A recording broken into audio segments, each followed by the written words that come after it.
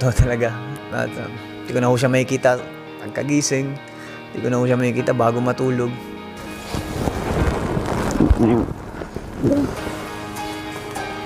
Napasabi ni Jess, mahal na mahal daw nila ako, lalo kayong mga anak niya. I love you, Ate Jess.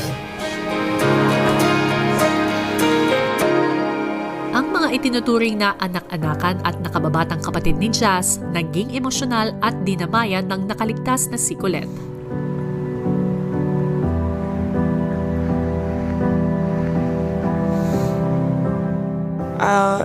I feel like Ate Jazz understands me the best po, kuya.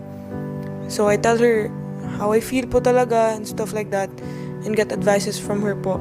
I'm really gonna miss her presence po, kuya. Everything she's done for us, for me, most especially.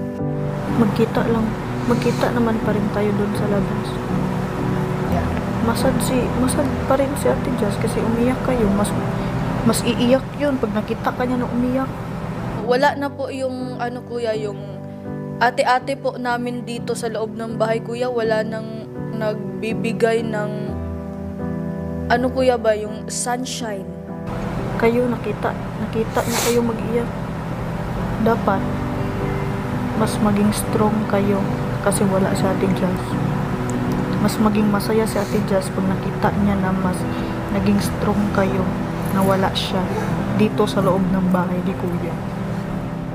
She's really the ate of this house, Kuya, and helps guide each and every one of us, especially us teens, Kuya.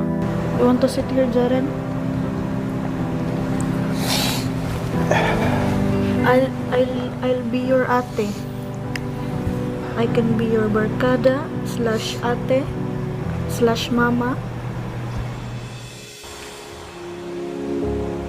Try to figure out who I am.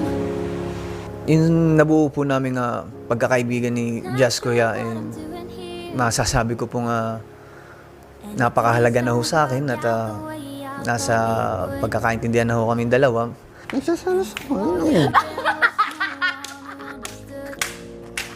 Bakit?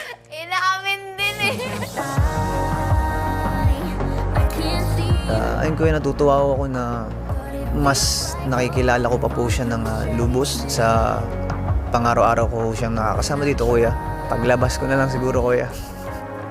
Pagkatapos pala mali. Pagkatapos po pala ng edition na to. Ayun na lang.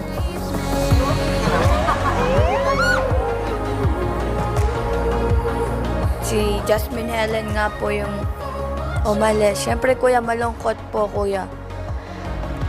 I think I found my ate na. Daulan. Siguro magiging malaking effect, lalo na po sa ibang teens, na wala po si Ate Jazz. It feels so good to apologize to yourself and to forgive yourself. But if it's in God's will, na my journey inside your house will end, babaunin ko talaga yun. And it's gonna be a work in progress for me. You know we could run to a place where we belong.